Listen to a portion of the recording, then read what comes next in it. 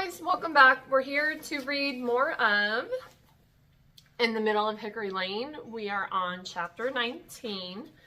So let's begin. February 19th, 1965. I've been planting my spring garden, gathering seeds and corms and bulbs. I have to admit my heart isn't quite up to the task. I've decided not to replace my bee boxes since I can't guarantee they'll be safe under my care. Life feels a bit unsettled at the moment, and I'm considering visiting my mama for a long spell. She recently moved to be closer to the ocean, and I'd like to see her new place and make sure she's settling in okay. It's been much too long since I've seen her, and sometimes you just need to surround yourself with your mama's love to remember to believe in tomorrows. Cora B. It was like she was a cast member of West Side Story, ready to rumble, Mama said later that evening while mimicking jabbing someone with a switchblade. She held a glass of wine in her other hand and managed not to spill a single drop during the demonstration. Mama was talking about Emmy, of course. A bee drifted around the clematis as Mama and I sat on the front porch in the rocking chairs, watching the sky turn pink, then orange as the sun sank on the western horizon. Mama had done plenty of theater productions in her time, so she had a flair for the dramatic and didn't mind attention in the least. She was used to it, I suppose. Her outer beauty, with her deep auburn hair, fair skin, and brown eyes, hadn't seemed to wane with age, but I'd always believed it was her inner beauty. A light so bright that it drew everyone closer, one created by her big heart, her giving nature, her quick smile, and attentive ear that made her utterly lovable. Whew. I glanced at her now, sad to see that inner light doused by her unsympathetic feelings for Emmy. I'd been so thrilled to see Mama when she popped through Glory's kitchen door earlier, a rush of pure sweet happiness. But now I was glad she was only staying a week. Her plan was to stay through Mother's Day, then she'd be on a flight back home the following Monday afternoon. You did take us by surprise bursting through the kitchen door, I said. You scared her, that's all. I couldn't say that Emmy's had been a normal reaction, but she hadn't exactly had a normal life. Her fears colored her every waking moment, from locking doors and windows to being afraid of the dark and strangers. Thank the good Lord above, Mama been on her best behavior all through dinner. It had helped to have a full house to distract her. Nanette, May, Chase, and Dorothy had been there as well. Jamie had been invited but declined, already having other plans with a business colleague. I tried telling myself I wasn't the least bit disappointed that he hadn't been there, but couldn't quite pull it off. Glory had the wisdom to buffer Emmy by having her sit at her side with Chase on the other side and May across. Mama had been seated the farthest away next to Nanette and Dorothy, and through most of our dinner conversation revolved around my parents' travels, I noticed the way Mama's gaze kept slipping back to Emmy, taking in every detail, every word said, every small movement. Seeing it had brought out my protective instincts, like I was a mama bear protecting a cub, and my hackles were still raised. I loved my mother more than life itself, but she was being plain old pig-headed. It would hardly have been a surprise if I'd not. This is Sweetgrass, for land's sake. Where exactly did Emmy grow up to have learned such things? Nowhere in particular. I could practically hear Emmy saying the words in my ear. A little bit of everywhere. She's mentioned Omaha and Des Moines. She was in Louisville for a while. She moved around a lot. Her mother didn't like to stay in one place very long. No surprise there. Crystal Lee would probably be in jail right now otherwise. Mama picked up the wine bottle sitting on the low table between us. Are you sure you don't want any? I can't, I said. My medication, remember? The overhead fan stirred the loose auburn hairs that framed her face as she topped off her wine glass. Is the pain so bad? Your daddy's doctor already has him weaned off the strong stuff. Glory's advice about telling my mother the truth floated through my head, and I had let it keep going. I couldn't. I wouldn't. I was too ashamed. It's getting better. And it was. My foot was feeling better with each passing day, and my emotional pain, the pain that had come from my divorce, from losing Wiley, from losing myself, hadn't been nearly as sharp this past week. It was a more dull ache pulsing with each breath I took. I noticed movement in the garden across the street and saw Emmy walking around, yanking weeds from unsuspecting beds. As soon as my mother had shown up here, Emmy had excused herself, saying she had some gardening to do. Afterwards, she had plans to meet Chase at the apartment, which was still undergoing its makeover. I had the feeling she was going to make sure my mother was gone before she came back here tonight. Mama noticed her too. Emmy is here now, so why hasn't she cleaned herself up? She has to see the way you dress and carry yourself, Cora B. Glory, too. Why doesn't she get a nice haircut and some new clothes? In the garden, Emmy was walking around the gazing pool, but then suddenly turned her head and smiled as Chase and Orville approached her. The smile lit the darkening night, a bright spot in my current gloom. At some point, I come to realize that Emmy looked the way she did on purpose. She was hiding behind her street urchin look. For some reason, she didn't want people to see behind her rough exterior, to see her value. I think she doesn't want to be seen, be noticed. Most likely it's another remnant of her horrible past. But once you get to know her, to really see her, there's no hiding her loveliness. Mama stopped rocking as she looked over to the gardens at Emmy. I said, I'm pretty sure it was you who taught me that in order to see someone's true beauty, you need to look beyond what's on the surface. Could you please try to get to know Emmy while you're here?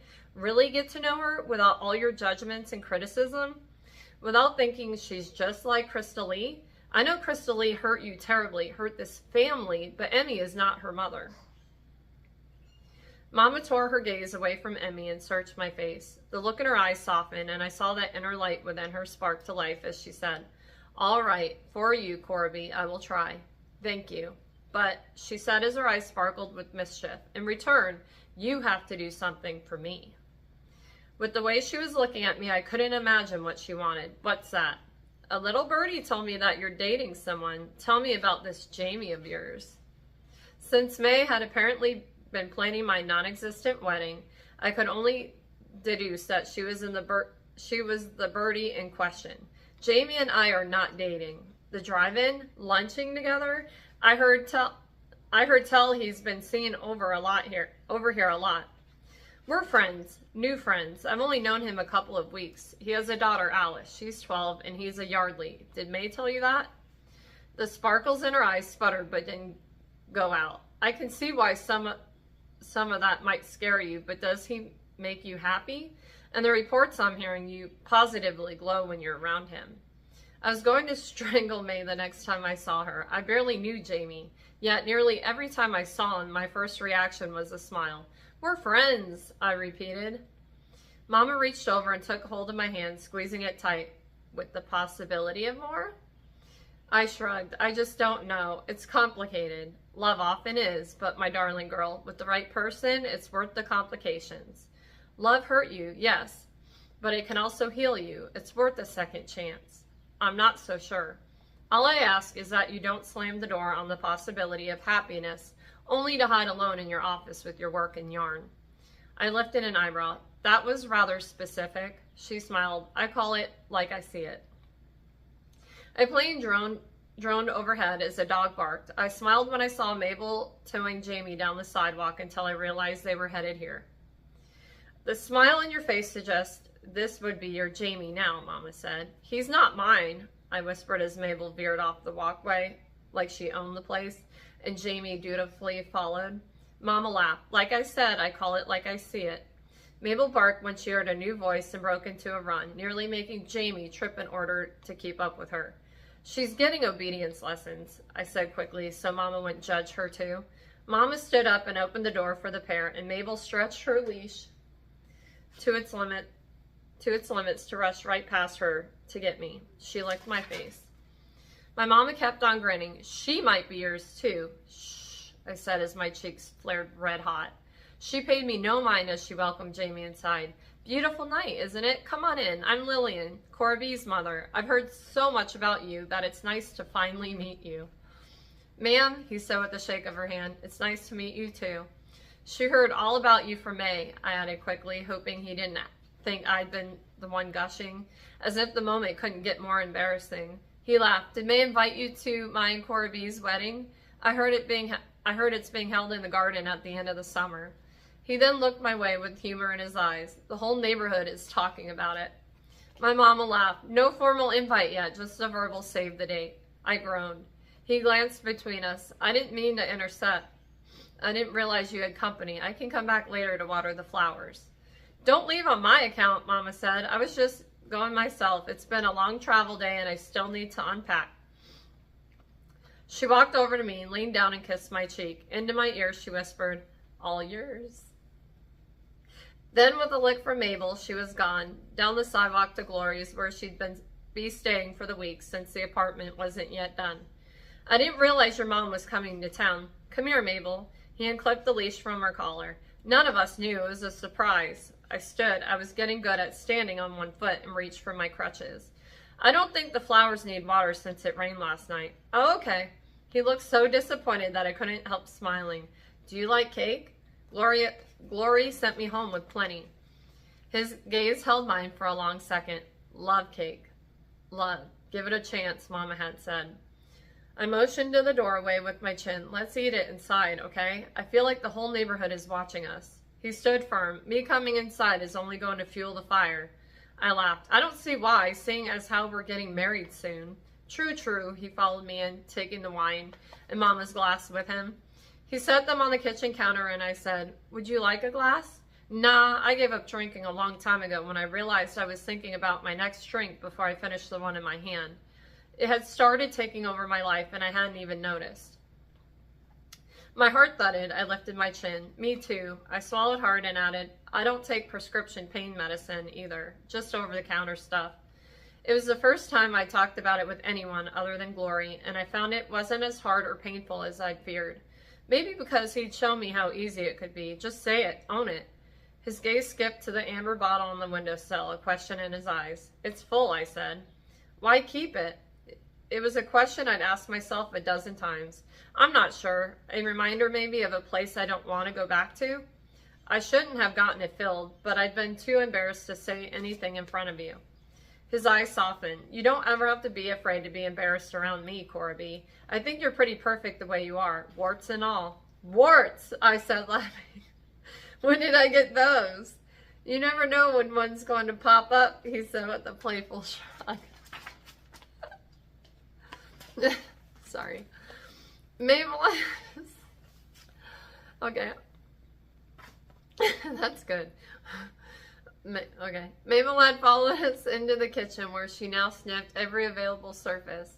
His gaze fell to the kitchen table where the leftover cake sat, as well as the manila envelope Emmy had brought inside earlier.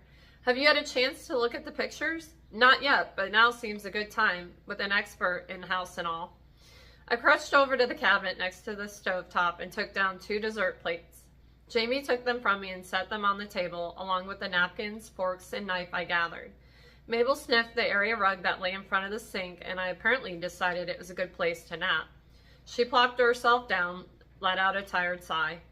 I felt that sigh in my soul. I leaned my crutches against the table and sat down, and Jamie pulled his chair closer to me. I cut cake slices, set them on the dessert plates. Then I opened the envelope, slid the 8x10 photos onto the table. The picture on top of the stack was an aerial view of the brickyard, and I picked up the photo for a closer look.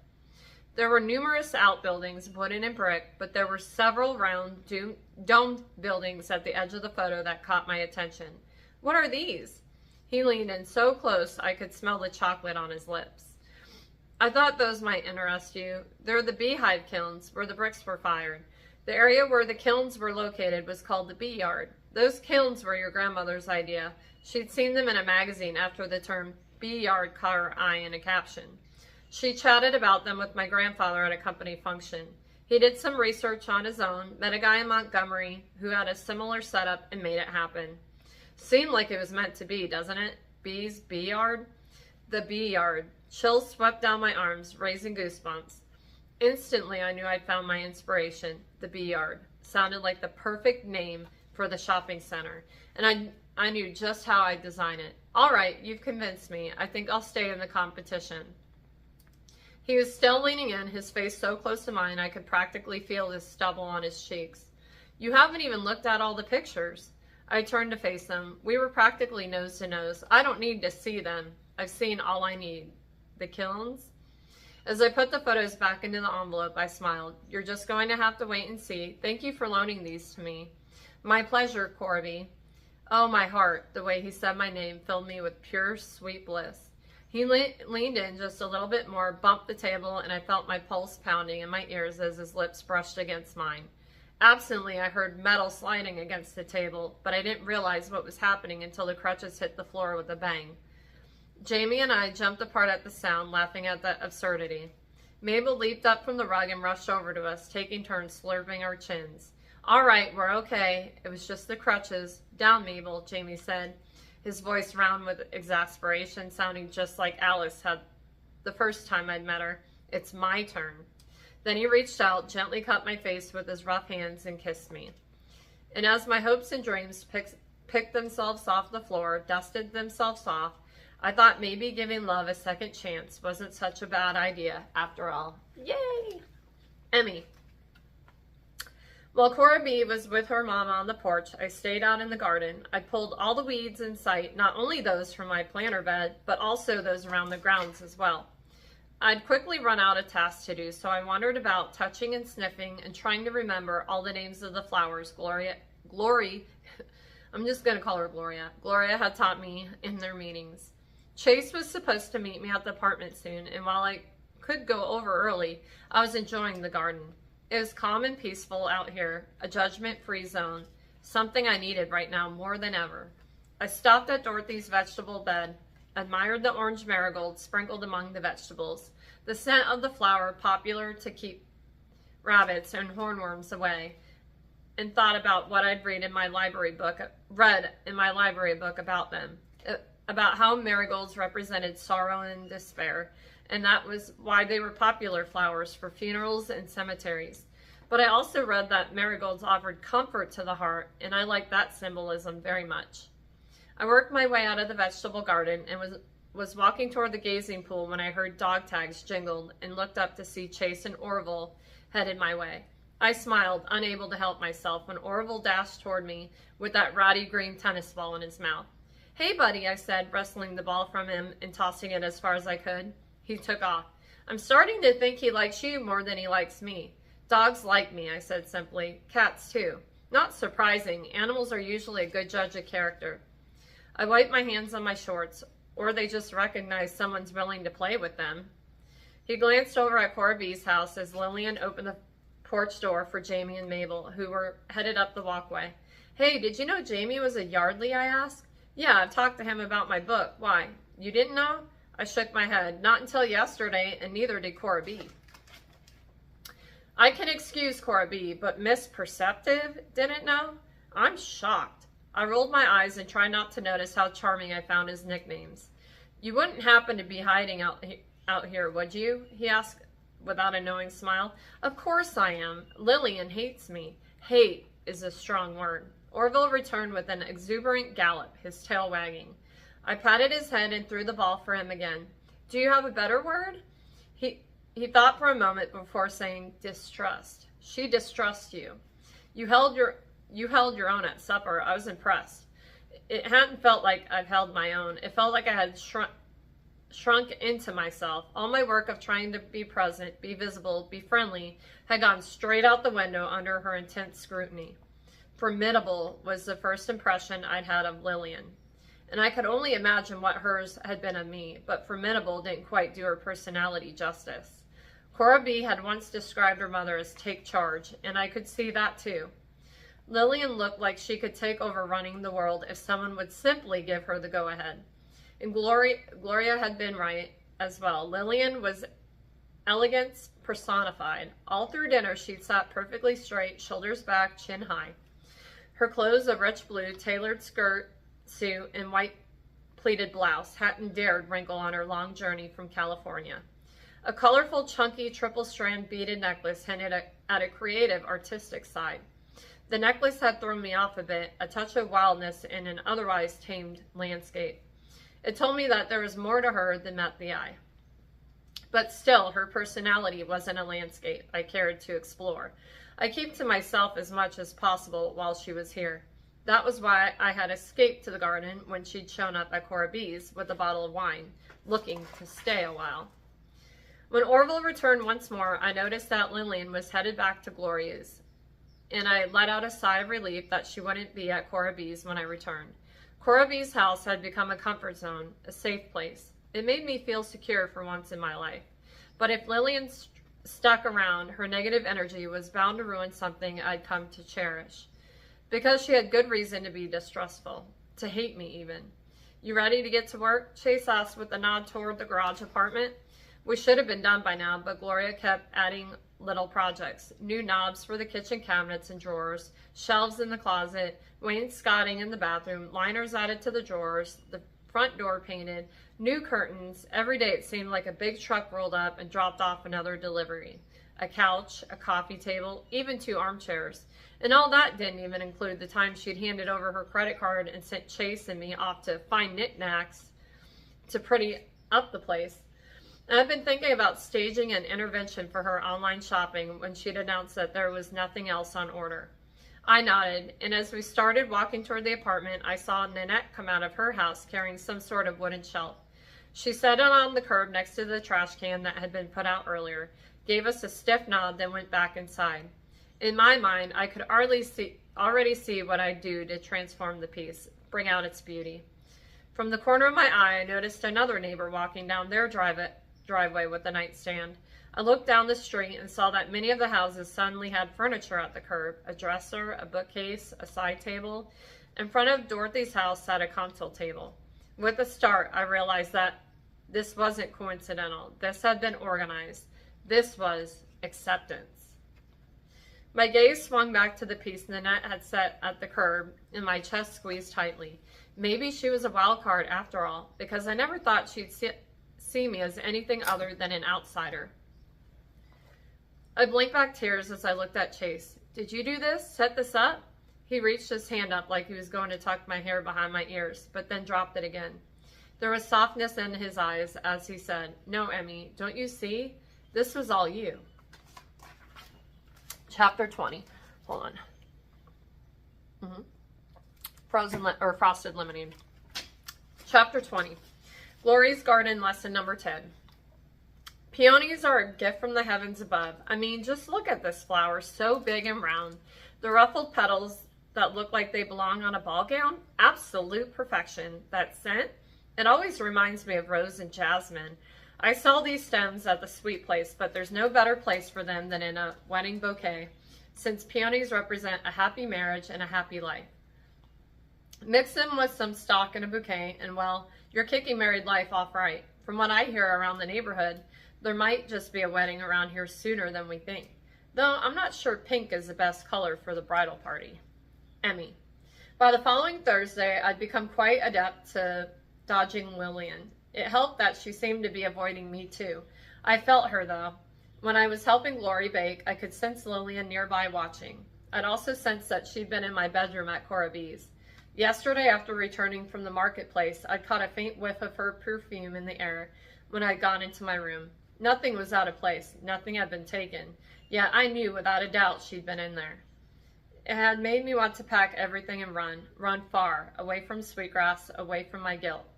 I was grateful she wasn't here now and I wasn't expected back for a while, and this evening should be peaceful as well, since Lillian had volunteered to take Glory to see several parcels of land for sale and then out to dinner. This is all very exciting, Glory said as we crossed her driveway. She was smiling ear to ear, reminding me why I stayed here with my growing guilt. Will Chase be joining us, she asked. I asked him too, but he said he'd leave the grand reveal to us girls.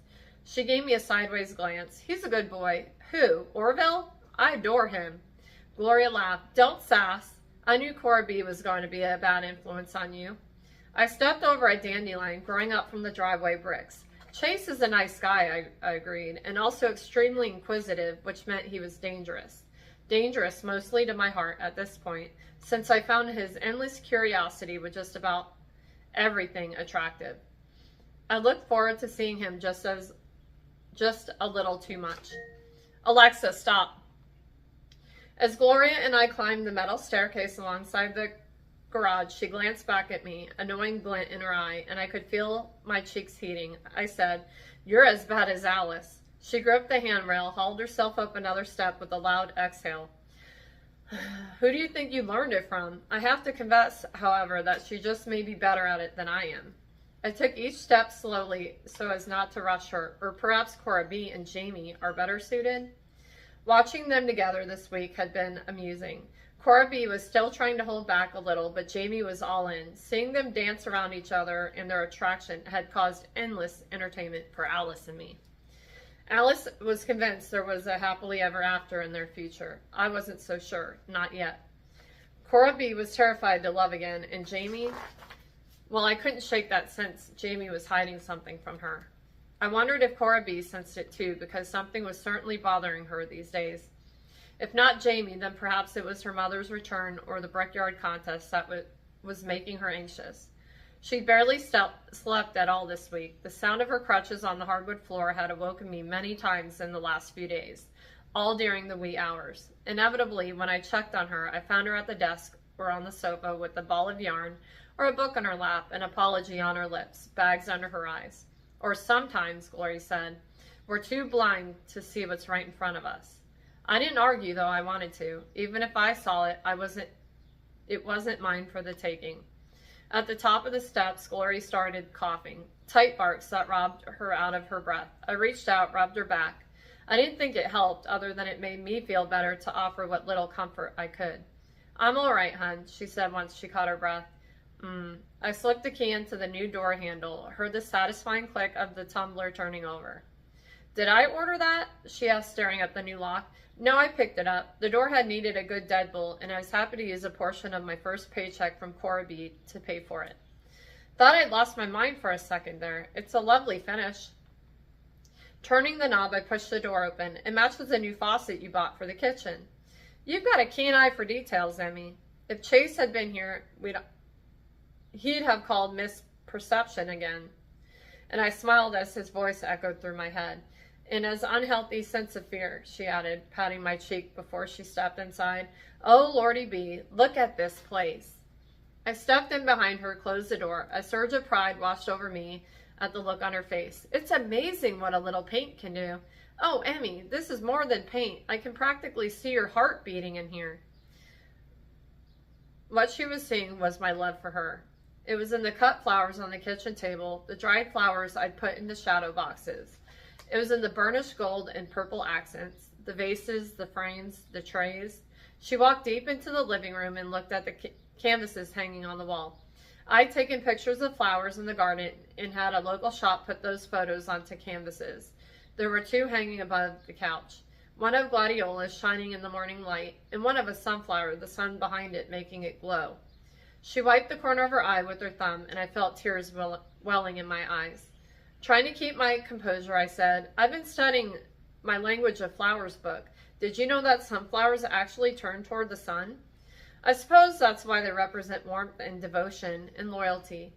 Of all the flowers, they're considered the happiest. My favorite sunflower, however, seems to radiate light instead of turning toward it. I swear sometimes you downright glow, Glory. Oh my goodness, Emmy, honey, I have no words.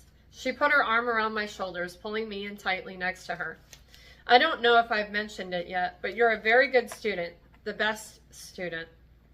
So observant, so astute, so sensitive, and it just goes to show that educations come in all different shapes and sizes.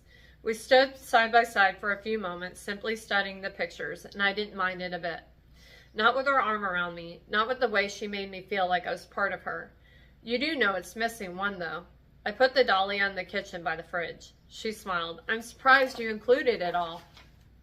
Family, I said with a shrug. You have a big heart, Emmy, but I wasn't talking about Lillian. She waved a finger at the canvases above the couch. I was talking about you, my little dandelion. I faked shock. A dandelion? Are you comparing me to a weed? Aha, she chastised. Don't you know the saying about how some see a weed while others see a wildflower? Dandelions are wildflowers, and they're the picture of survival, resilience, and determination, just like my Emmy. My tears overflowed, spilling down my face. She slowly faced me. I hope that you'll be happy here, even after I'm gone. You're not going anywhere. My voice was a mere whisper, choked with emotion. Not for a long time. I know you know that's not the truth, Emmy, honey. It was written plain as day on your face the day you found out. You can hide from some, but not from me. I pressed my lips together to keep them from quivering, but my chin trembled. I know, it's not fair, she said, me leaving so soon after we found each other. But life's rarely fair. No one knows that better than you do, but we have right now. More tears leaked down my face, leaving scorching hot trails of grief and regret. Taking my hands in hers, she squeezed tightly. Listen here now. I want you to always live for the moment, Emmy. In the moment. Don't look back. Don't look too far ahead. Don't let fear stop you. Don't let safety be the only thing that drives you. Forgive yourself for the things you've done that hurt others. Let go of the things that hurt you. It was all I could do to not dissolve into a full river of tears. I don't know how to do any of that. That's why I'm here, to help you. I flung myself at her, hugging her tightly, holding on for all I was worth. There, she consoled. It'll be all right. Right here, living in the moment, I allowed myself to believe her. Now, she said after a long hug, what else does this place need? I've got a credit card and I'm not afraid to use it. It doesn't need anything else. Do you need anything? I'm happy to take you on a shopping spree, plump up that wardrobe of yours. I owe you decades of birthday and Christmas presents. I wiped my eyes and sniffled. You don't owe me anything. All I ever wanted was a loving family, and you've already given me that. A gift that keeps on giving, she said with a smile. Even after I'm gone, you'll have Cora B. and Lillian, who will come around, I assure you. I only nodded because I knew that as soon as she was gone, I was going to leave the only place that had ever felt like home, and the only people who had ever felt like family. Cora B. I was working on the Brickyard project on Thursday afternoon when Alice and Mabel let themselves in with a cheery, Cora B., we're here. I glanced at the clock, surprised by how fast the time had flown by while I worked. My design was coming along, but I wasn't ready for anyone else to see it yet, so I minimized the screen. Mabel raced into my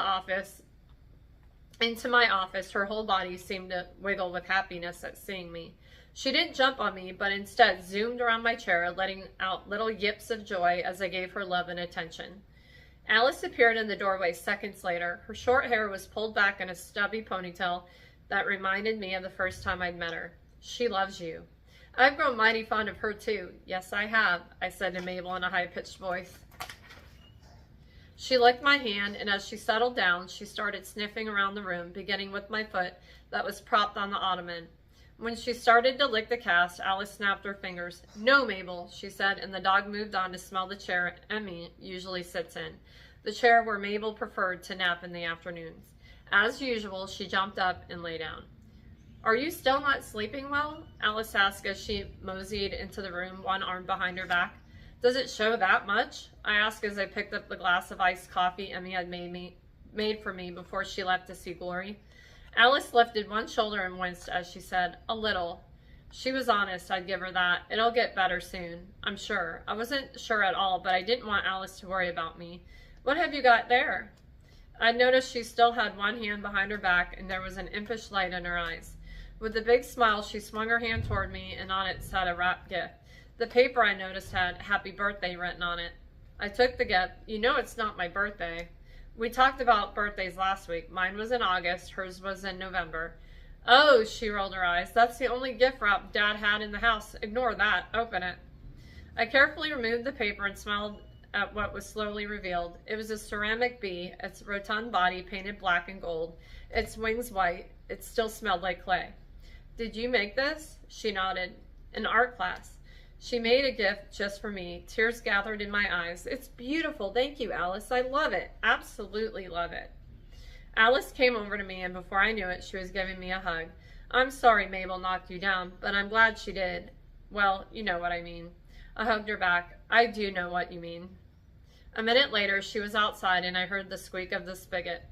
As I sat the bee on my desk, I stared long and hard at it, thinking that there might just be enough room inside my heart for a few more people and one happy dog. And that is it, guys. We are on chapter 21.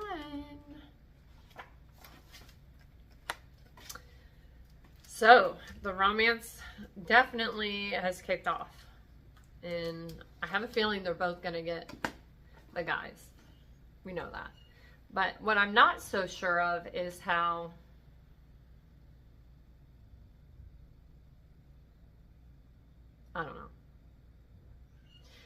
I don't know how Cora B I don't know.